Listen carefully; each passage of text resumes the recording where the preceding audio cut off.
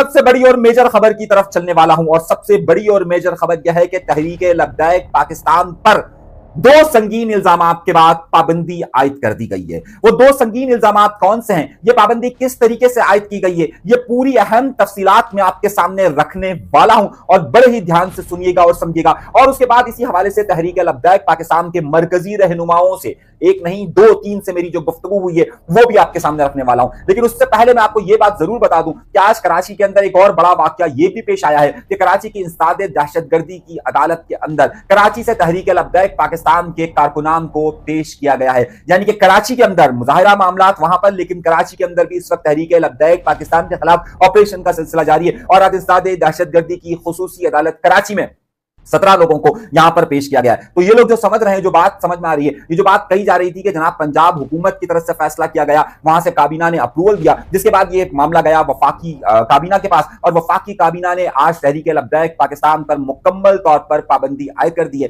तर हकीकत उसे अब एक कल अदम जमात करार दिया जाएगा। यानी कि अब तहरीक-ए-लब्बैक पाकिस्तान का लफ्ज वैसे भी आपका नेशनल मीडिया इस्तेमाल नहीं करता, लेकिन अब बाकायदा इस चीज पर पाबंदी होगी कि उनका नाम नहीं लिया जा सकेगा और उसे अब कल अदम करार दिया जाएगा। मामला यह है कि असल में इनके ऊपर जो इल्जामात की फहरिस्त या जो चार्जशीट रखी गई आज वफाकी काबीना के अंदर, ये मैं आपको वफाकी काबीना की खबर दे रहा हूं जो मुझे वहां से एक वफाकी वजीर के थ्रू बता दिया मैंने, चला बताता हूं। मिलिए अब खबर क्या है। खबर बड़े अहम नुकता यह है कि बड़ा अहम मामला यह है कि इनके ऊपर दो इल्जामात लगाए गए। दूसरे पहले आज इनके ऊपर इल्जाम लगाया गया है कि इन्होंने अकलियतों के खिलाफ इश्तियाल अंगेजी की है। अब अकलियतों में जो सबसे अहम नाम इसका आता है और जो इनके ऊपर दो बड़े इल्जामात लगते हैं, एक इनके ऊपर इल्जाम लगता है कि ये अहमदियों के खिलाफ हैं और अहमदियों के या कादियानियों के खिलाफ मुख्तलिफ इनकी जो कादियानियों की इबादत गाह है उन पर हमलों के भी इल्जामात हैं जो कराची से शुरू होकर पंजाब तक जाते हैं। इस सारे मामला पर उन पर ये इल्जामात की एक चार्जशीट रखी गई है। दूसरा जो इसमें अकलियतों के हवाले से कहा गया कि जो आपको सियालकोट और जो दीगर पंजाब के शहरों में खासतौर पर आपको याद होगा क्रिश्चियन आबादियों के हवाले से जो वाकयात रोनुमा हुए थे, एक इल्जामात उनके ऊपर ये लगाए गए। दूसरा जो इनके ऊपर इल्जाम लगाया गया है वो है इश्तियाल अंगेजी के खिलाफ। और इश्तियाल अंगेजी यानी एक अकलियतों के हवाले से इनके ऊपर इल्जाम लगाया गया है और दूसरा इनके ऊपर इल्जाम लगा है इश्तियाल अंगेजी का, यानी कि लोगों को मुश्ताइल करने का रियासत के खिलाफ, और ये खबर उनके ऊपर इल्जामात लगाए। अब अगला मरहला क्या होगा। अब यहां तक इल्जामात के बाद हमने राब्ता किया उसूलन तहरीक-ए-लब्बैक पाकिस्तान की मरकजी क़यादत से और हमने उनसे पूछा कि ये पाबंदी आयद हुई है तो आप इस पर क्या कहते हैं। इनके दो मौक़िफ़ थे। सबसे पहले उन्होंने ये कहा कि हम इस हवाले से अदालतों का रुख करेंगे और अदालतों की तरफ जाएंगे और हम उनसे कहेंगे कि पाबंदी ये खत्म की जाए। नंबर 1। नंबर 2, उनका मौक़िफ़ तहरीक-ए-लब्बैक पाकिस्तान की मरकजी क़यादत का मौक़िफ़ ये कि हम देखिए, हमें इस वक्त नाम तहरीक-ए-लब्बैक पाकिस्तान हो या तहरीक-ए-लब्बैक हो या तहरीक-ए-पाकिस्तान लब्बैक हो, वो नाम की तब्दीली के बावजूद भी तहरीक-ए-लब्बैक पाकिस्तान अपनी मरकजी क़यादत और अपने सरबराह के साथ उसी तरीके से मौजूद है। और अब वो नाम की तब्दीली ज़ाहिर है कोई इतना बड़ा फैक्टर नहीं होती, लेकिन उसके बावजूद भी हम कोशिश करेंगे कि हम अदालतों से मामलात को हल कर सकें। अच्छा, अभी क्योंकि पंजाब के अंदर ज़िमनी इलेक्शन हो रहा है, मैं आपको जो खबर दे रहा हूं उससे बड़ी खबर है। पंजाब के अंदर जो ज़िमनी इलेक्शन हो रहा है, उस ज़िमनी इलेक्शन में तहरीक-ए-लब्बैक पाकिस्तान के कारकुनान ने या उनके रहनुमाओं ने कागजात नामजदगी जमा करवाएं जिनकी कल मंजूरी हुई है, कल या परसों की मंजूरी हुई है। अब उन इलेक्शंस का क्या होगा, ये भी एक बात है कि क्या ये आजाद उम्मीदवार की हैसियत से लड़ेंगे या इन्हें लड़ने ही नहीं दिया जाएगा या इन पर पाबंदी आयद कर दी जाएगी। ये अब अगला सवाल वहां से सवालिया निशान के तौर पर खड़ा हुआ। कराची शहर के अंदर तहरीक-ए-लब्बैक पाकिस्तान के 3 या 4 काउंसलर्स मौजूद हैं।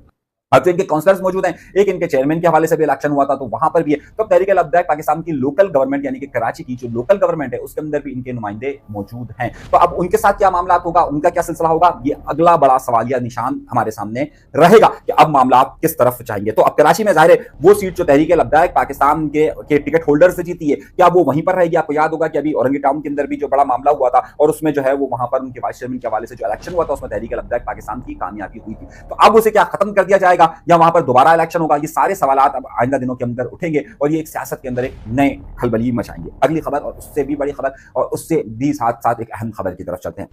मामला यह है कि मैं आपको इतलात दे रहा था, आपको खबर दे रहा था, मैं आपको तहलका अंगेज खबर देने वाला हूं और बहुत बड़ी खबर देने वाला हूं। मैंने आपको वाज़ेह तौर पर कहा था कि एमक्यूएम पाकिस्तान और पीएसपी के फैक्टर्स के दरमियान इख्तलाफात शदीद से शदीद तर होते जा रहे हैं, लेकिन अब मेरे पास उस हवाले से बिल्कुल ही बड़ी और तहलका अंगेज खबर आई है और वो ऐसी खबर है कि जो अब तक किसी के पास मौजूद नहीं होगी। एमक्यूएम पाकिस्तान ने एक प्रोग्राम का ऐलान किया था और वो प्रोग्राम यह है कि इनका ख्याल यह है कि जो इनको पीआईडीसीएल से फंड यानी वफाकी हुकूमत से जो फंड मिला है उस फंड की बुनियाद पर मुख्तलिफ प्रोजेक्ट्स के इफ्तिताह किए जाएं और तंजीमी नज़्म ज़ब्त को तंजीम को मजबूत किया जाए। इस तंजीम की मजबूती के लिए उन्होंने यह फैसला किया था कि वहां पर मुख्तलिफ प्रोजेक्ट्स का इफ्तिताह किए जाए और जब वो खत्म हो तब भी वहां पर तकरीब का एहतमाम किया जाए और इस हवाले से न सिर्फ एमक्यूएम को मुनज़्ज़म किया जाए और इस प्रोजेक्ट को आगे किया जाए। यह ख्याल जो है वो खास तौर पर कामरान टसूरी साहब यानी भाईजान का था और इस भाईजान के इस कॉन्सेप्ट पर एमक्यूएम पाकिस्तान और पीएसपी का जो फैक्टर है वो दोनों मुत्तफिक थे ये सारी सूरत हाल से पहले कि जनाब ये मामलात होंगे। अच्छा, अब कहानी है कि एमक्यूएम पाकिस्तान ने जब ये अपना अनाउंसमेंट कर दिया इस प्रोजेक्ट का, जो कि इनका यकुम नवंबर से शुरू होना है और अगले 3-4 महीने के लिए चलना है, तो उस हवाले से बड़ी अहम पेशरफ्त ये हुई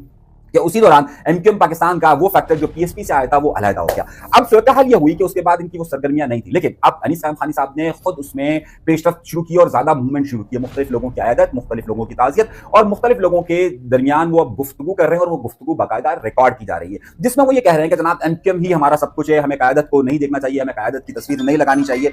अच्छा, बहरहाल आपको याद होगा कि जब पीएसपी बनी थी तो उनका जो मेन फैक्टर था, जो उन्होंने मेन तकरीरें की थी, उसमें यह कहा था कि एमक्यूएम को खत्म हो जाना चाहिए, एमक्यूएम को पाबंदी लग जानी चाहिए। उसके बाद जब पीएसपी खत्म होकर ये एमक्यूएम का हिस्सा बने तब ये एमक्यूएम पे ही ज्यादा गुफ्तगू करते हैं। अब मामला क्या है? मामला ये नहीं है, मामला ये कि इसी हवाले से सुरजानी टाउन से, यानी कि जो डॉक्टर फारूक सत्तार साहब का हल्का इंतखाब है, जहां से डॉक्टर फारूक सत्तार एमएनए मुंतखब हुए, वहां से इस स्कीम का आगाज करना था, यानी वहां से एमक्यूएम को फाल किरदार अदा करना था। अब हुआ ये कि इस हवाले से 24 तारीख को एक प्रोग्राम रखा गया जिसमें बाकायदा ये बात कही गई थी, इस बात का ऐलान हुआ, बल्कि एमक्यूएम के अंदरूनी ज़राए ने खबर दी थी कि जो 24 तारीख को सुरजानी में तंजीम का प्रोग्राम हो रहा है, जिसमें डॉक्टर फारूक सत्तार साहब अपने हल्के में क़यादत करेंगे, वहां पर अनीस खानी साहब और ये फुरकान वगैरह ये जो लोग नहीं है, सही, मतलब वो लोग जो है वो वहां पर भी जरूर शिरकत करेंगे। ये किसी जगह पर एक बात ज़ेरे गौर थी। अच्छा, अब मामला ये हुआ कि उससे पहले ही जो है वो इन्होंने अपने प्रोग्राम का आगाज कर दिया, यानी कि प्रोग्राम का मतलब यह है कि अनीस खानी वगैरह साहब ने अपने प्रोग्राम का आगाज कर दिया। ये पहले ज़ाहिर लांडी गए, लांडी के बाद ये स्कीम 33 में गए, और अब मामला यह था कि जिस दिन 24 तारीख को वो प्रोग्राम था, इसी दिन उन्होंने लांडी में अपना एक प्रोग्राम रख दिया। अब इस बात को जो लोग भी एमक्यूएम के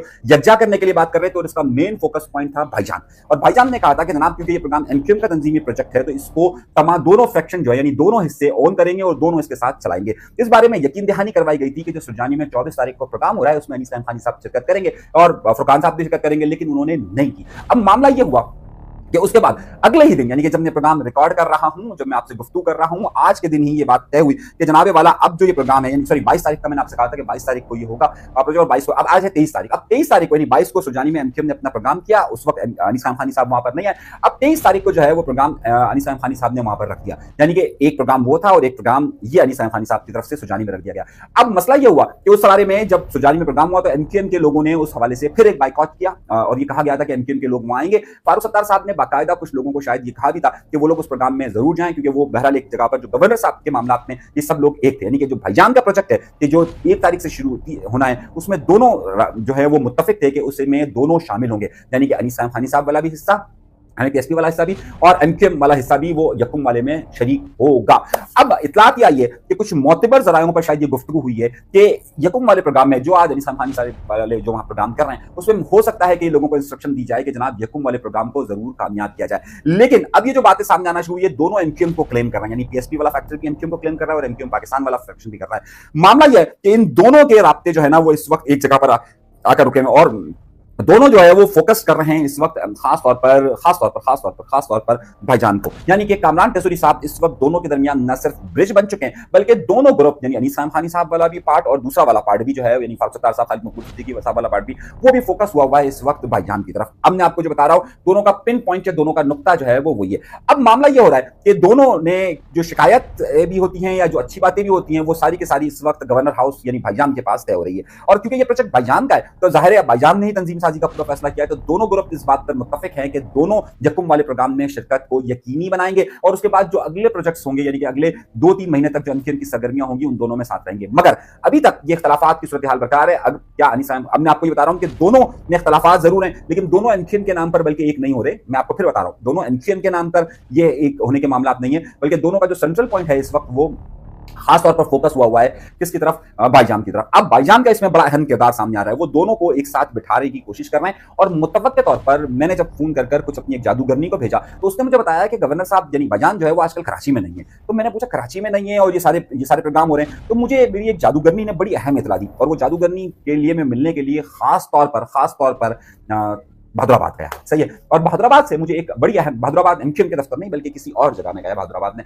और वहां मैंने जब मालूमात हासिल की तो मुझे ये बात मालूम हुई कि बाकायदा भाईजान की क़यादत में दोनों ग्रुप एक साथ बैठने वाले हैं, और भाईजान जब इस्लामाबाद से आ जाएंगे तो उस हवाले से गुफ्तगू होगी। अब हमने भाईजान से रब्ता करने की कोशिश की कि जनाब कोई बात मुतवक्के हो सके, लेकिन ताहल हमारा उनसे रब्ता नहीं हो सका। मगर दो जरायों ने, दोनों ग्रुप के एक जराये ने हमें इस बात की तस्दीक की है, मैं आपको कन्फर्म 100% ये बात बता रहा हूं कि हमें इस बात की तस्दीक की है कि दोनों इस नुक्ते पर जमा हो चुके हैं कि वो भाईजान की क़यादत में एक साथ बैठेंगे और बैठने के लिए तैयार है। अब आपका सवाल होगा, इस हवाले से मुस्तफा कमाल साहब आजकल बिल्कुल खामोश है, मुस्तफा कमाल साहब ने आजकल अपना गोल टोटली इस्लामाबाद कर दिया गया है। मुस्तफा कमाल साहब किसी भी प्रोजेक्ट पे एक एक्सट्रीम के आदमी है ना, वो किसी प्रोजेक्ट के पीछे पड़ते हैं तो वो पड़ जाते हैं। उनका जो आजकल फोकस है वो टोटल इस्लामाबाद है और उन्होंने तंजीमी मामला पर या चीजों पर अब वो पेशरफ्त भी नहीं हो रही है और इसीलिए अनीस खानी साहब को जो कभी गुफ्तगू नहीं करते, अब उन्हें सामने आकर गुफ्तगू करनी पड़ रही है। मगर नुकता ये नहीं है, जो मुझे मेरे पास इतलात आई है वो मैं आपको 100% कंफर्म इतलात दे रहा हूँ। अगली बड़ी खबर और इससे भी बड़ी खबरों की तरफ आ रहा हूँ। ये सारी खबरें कंफर्म और 100% है, मुख्तलिफ जरायों से तस्दीक शुदा खबर है। अब अगली बात यह है कि क्या इसमें जो जानी में अंतिम वाला फैक्टर जाएगा, इंस्ट्रक्शंस तो हुई थी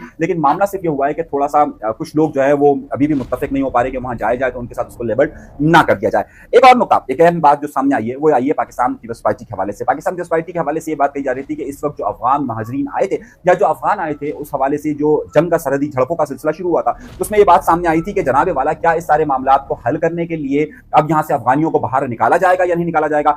और पाकिस्तान पीपल्स पार्टी और उसका सबसे बड़ा फोकस कराची शहर था। कराची शहर के अंदर अफगानियों की एक बहुत बड़ी तादाद आई थी और इसी वजह से जो है वो ये बात कही जा रही थी कि जनाब वाला अब यहां से अफगानियों को निकाला जाएगा नहीं निकाला जाएगा। आज सिंध हुकूमत ने वाज़ेह तौर पर ऐलान कर दिया और इसे रियासती पॉलिसी करार देते हुए इस अफगानियों को कराची से निकलने के अमल को तेज करने की यकीन दहानी करवाई है। अलबत्ता जब अफगान सरहदों पर झड़पों का सिलसिला शुरू हुआ था तो उस वक्त पाकिस्तान की तरफ से वो सिलसिला कराची में एक सिलसिला शुरू हुआ था लेकिन उसमें पिछले दिनों में थोड़ी सी सुस्त रफ्तारी हो गई थी। अब एक बार फिर वज़ीर आला सिंध ने कहा है कि जनाब अफगानियों को यहां से निकालने का अमल तेज किया जाएगा। क्या कह रहे हैं सुनिए। आपने अफगानियों की बात की, इसके ऊपर ना सिर्फ हिंद बल्कि पाकिस्तान की अभी तकरीबन कंसेंसस है पूरे पाकिस्तान के लोगों का कि अफ़गानी चाहे वो इलीगल हो, चाहे वो अफ़गान को कार्ड होता है वो उसके वो हो या उनके पास जो एक AAC होता है, दूसरा POC होता है, मैं इनकी एब्रिविएशन बोल गया, ये जो भी होना इन सबको वापस जाना है और इस पर सब मुत्तफिक हैं कि अब इनको वापस भेजें। अच्छा, अब ये मामला तो यहां तक हो गए। उसके बाद हुआ ये कि हमारे यहाँ पर अभी आजकल तो कराची शहर का हाल आपको पता है बहुत ज्यादा बिगड़ा हुआ है, लेकिन वजीर आला के साथ साथ एक बराबर की कुर्सी में एक साहब बैठे हुए हैं यानी कि शर्जील इनाम मेमन साहब। शर्जील इनाम मेमन साहब ने यह फरमाया कि हम ऐसा स्ट्रक्चर बना रहे हैं कि कराची में 200 साल तक चलेगा। मेरे भाई, यहाँ इनकी बनाई हुई सड़क जो है वो 2 घंटे नहीं चलती है, 2 मिनट की बारिश बर्दाश्त नहीं कर पाती है। और शर्जील इनाम मेमन साहब ये फरमाते हुए नजर आते हैं कि जनाब वाला ये 2 महीने तक 200 साल तक चलेगा। अल्लाह खैर करे, जब ये 200 साल का मंसूबा दे रहे हैं तो क्या होगा।